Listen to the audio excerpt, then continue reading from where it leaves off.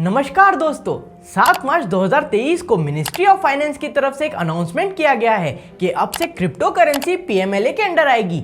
मतलब आप अब जब भी क्रिप्टो करेंसी खरीदेंगे या बेचेंगे या फिर उसको होल्ड करेंगे तो पीएमएलए की नजर आप पर रहेगी, फिर वो चाहे बिटकॉइन ट्रांजैक्शन हो या एनीथिंग रिलेटेड टू ब्लॉकचेन। ये एक बहुत बड़ा स्टेप माना जा रहा है to prevent money laundering and to have more insight और rather an indirect involvement in crypto market. आज हम देखेंगे क्या होती है क्रिप्टो करेंसी और ये पीएमएलए क्या बला है और गवर्नमेंट को पीएमएलए लाने की जरूरत क्यों पड़ी और क्या ये एक मास्टर स्ट्रोक है और क्या अब हम इससे क्रिप्टो मार्केट को कंट्रोल कर सकते हैं, इसके क्या फायदे हैं, क्या नुकसान है, आज हम इस वीडियो में पूरा कवर करेंगे। क्रिप्टो कारोबार पर अब मनी लॉन्ड्रिंग एक्ट यानी पीएमएलए के दायरे में आ गया है। ये एक्ट लागू हो गया है। मंगलवार को सरकार ने इसकी अधिसूचना जारी कर दी। More than 100 petitions on various aspects of PMLA have been grouped together. They were heard by the bench. The judgment will address some of these issues. The concern. शुरू करते हैं हमारे पहले पॉइंट से। What is cryptocurrency and what PMLA stands for?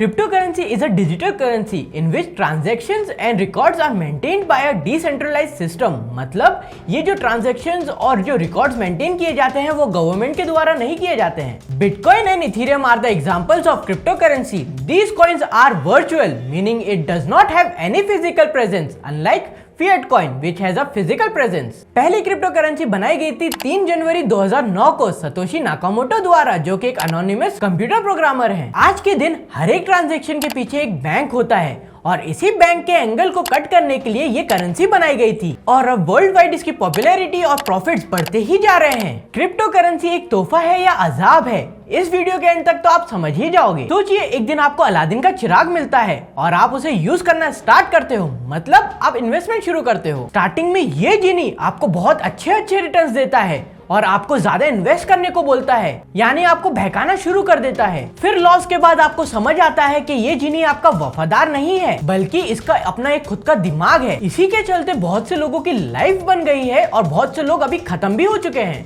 PMLA मतलब prevention of money laundering act 2002।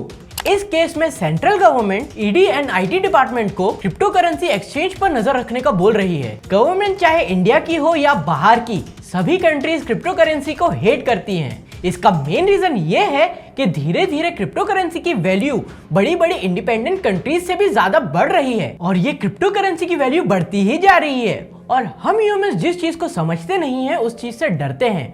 वैसे ही government इस चीज को समझ नहीं पा रही है, इसलिए उसे डर रही है। इसके अलावा इससे सही में मनी लॉन्ड्रिंग हो रही है जो कि गवर्नमेंट के कंट्रोल के बाहर है। अब हम हमारे सेकंड पॉइंट की तरफ बढ़ते हैं कि इस लॉ के बाद हमको क्या फायदा देखने को मिलेगा। इस लॉ के बाद भी क्रिप्टो मार्केट अपने आप में एक शतरंज का गेम ही रहेगा।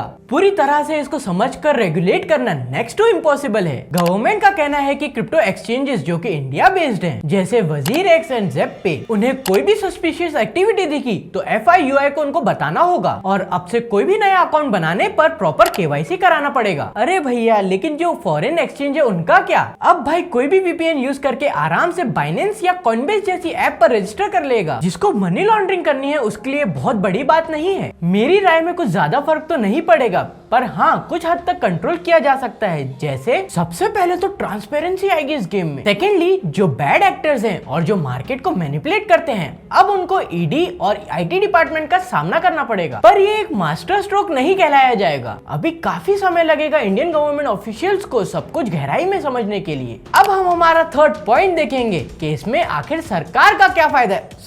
सॉरी मतलब आखिर सरकार इसमें पीएमएलए को क्यों लाई है। एक्चुअली गवर्नमेंट क्रिप्टो करेंसी को बैन करना चाहती है। भाई ये मैं खुद से नहीं बोल रहा हूँ, निर्मला सीतारमन का कहना है कि international collaboration would be needed for banning crypto currency और पास में ट्राई भी किया है गवर्नमेंट ने। RBI had proposed a ban that was set aside by court order और पिछले साल से 30% टैक्स भी लगा दिया है क्रिप्टो करेंसी पे। मेरा मानना है कि सरकार जब असफल रही क्रिप्टो बैन करने में तो उन्होंने सोच समझकर पीएमएलए लगवा दिया, जिसकी वजह से सरकार के कंट्रोल में क्रिप्टो मार्केट रहेगा थोड़ा बहुत। तो क्या सरकार अपने फायदे के लिए कर रही है ये सब, या फिर उनका कोई बड़ा इन्वेस्टमेंट आने वाला है इस चीज में, या फिर सरकार सही में बिना कोई एजेंडा के इस चीज पे वर्क करके मनी लॉन्ड्रिंग जैसी बीमारी को इस देश से खत्म करना चाहती है? आप हमें बताइए कमेंट्स में आपको क्या लगता है। अगर से आपको हमसे कुछ नया सीखने को मिला और आपको हमारा वीडियो पसंद आया तो please like a video, subscribe to our channel, share the video with your friends and family. We will see you in the next one.